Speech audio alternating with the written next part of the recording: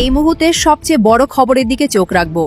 মসজিদের মাইক বিতর্কে এবার বড় ধাক্কা খেল সরকার। কলকাতা হাইকোর্ট স্পষ্ট জানিয়ে দিল, কোনো মসজিদ থেকে মাইক খোলা যাবে না, জানিয়ে দিল কলকাতা হাইকোর্ট।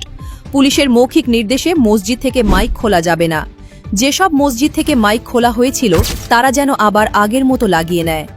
মঙ্গলবার ভারপ্রাপ্ত প্রধান বিচারপতি তপব্রত চক্রবর্তী এবং বিচারপতি অতরূপ বন্দ্যোপাধ্যায়ের ডিভিশন বেঞ্চ জনস্বার্থ মামলাটি খারিজ করে দিয়েছে। যেমন আজান চলছিল সেমনি আজান চালাবেন। কোন পুলিশ অফিসার যে বন্ধ করতে পারে দেখছেন, আবার লাগাবেন, যাদেরকে খুলে দিয়েছে আবার লাগাবেন, তারা নিশ্চয় আবার লাগাবেন। এরপর থেকে কোনো মসজিদে কোনো মাইক খুলবেন না, পুলিশ ওরাল অর্ডার দিলে কেউ খুলবেন না। যদি কেউ ফোর্সফুলি গিয়ে বলে যে মাইকটা খুলতে হবে, আমি অনুরোধ করব সমস্ত ইমাম মুয়াজ্জিন অ্যাসোসিয়েশন এবং পুরোহিত সংস্থাকে, যারা মন্দিরে আছেন সবাইকে, যে কোনো লিখিত অর্ডার না থাকলে দয়া করে মাইক লাউড স্পিকার খুলবেন না। जिस तरह बहुत से मस्जिद से माइक उतारा गया, ऐसे बहुत से मंदिरों से भी उतारा गया है। আদালত স্পষ্ট জানিয়েছে, পুলিশের কোনো মৌখিক নির্দেশের উপর ভিত্তি করে আদালত কোনো রায় বা নির্দেশ দিতে পারে না।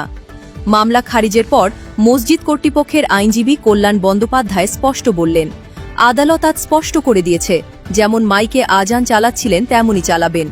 আইন অনুযায়ী নির্দিষ্ট ডেসিবেল মেনে আজান চলবে।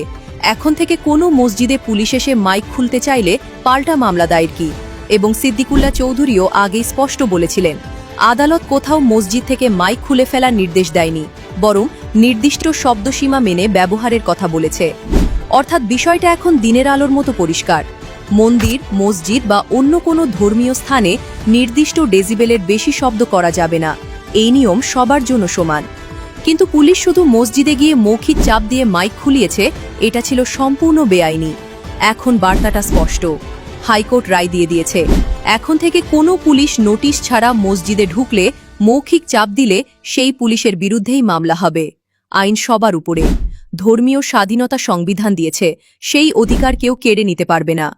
কাউন্ট অফ বেঙ্গল, সত্যের পাশে সব সময়।